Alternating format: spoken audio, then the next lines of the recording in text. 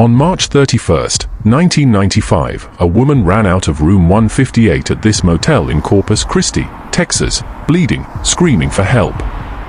90 minutes earlier, she'd been laughing with the woman who shot her. They'd known each other for 3 years. That woman ran her fan club. Grade are you in, Selena? Good money. To understand why her death broke something in an entire community, you have to understand what Selena Quintanilla had already become by 23.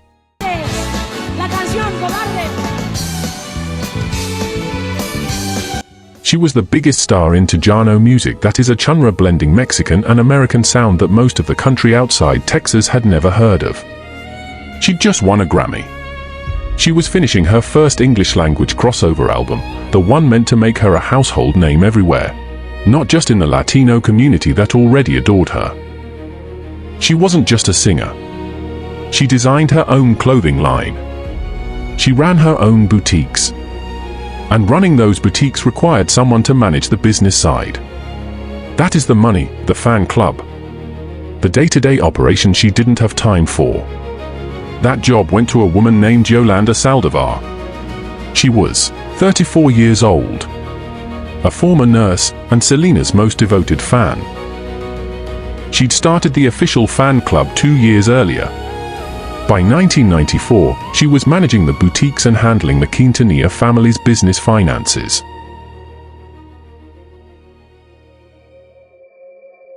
By early 1995, members of the Quintanilla family started noticing something wasn't right. Fan club members were complaining they'd paid dues and never received membership packets. Money that should have been accounted for wasn't. An audit was ordered. It would eventually show Saldivar had embezzled tens of thousands of dollars.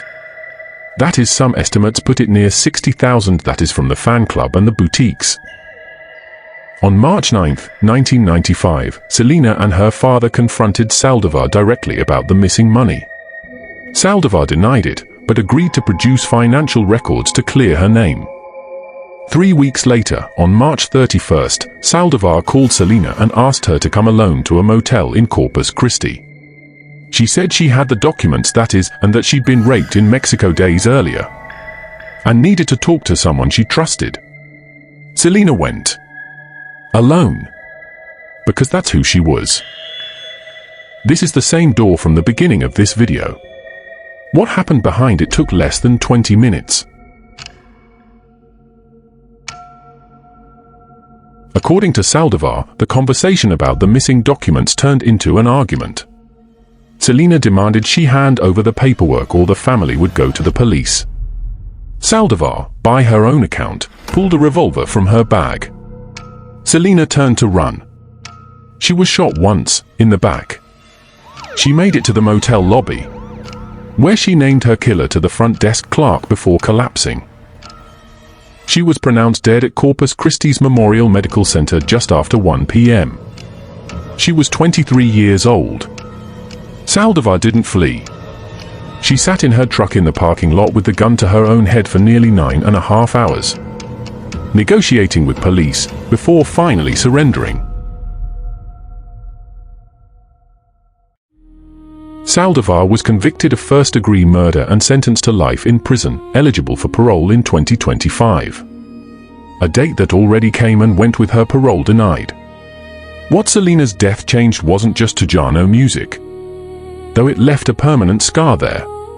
It also changed the law. Her case became part of the national conversation that led to stronger anti-stalking legislation in the years that followed. Proof that the most dangerous access to a famous person often isn't a stranger at the gate. It's someone already let inside. Her crossover album, Dreaming of You, was released 2 months after her death. It went to #1. She never got to hear it. Bueno, yo no puedo una de esas.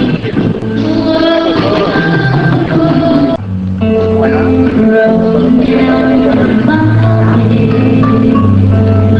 Recoja lo que han hecho ahora.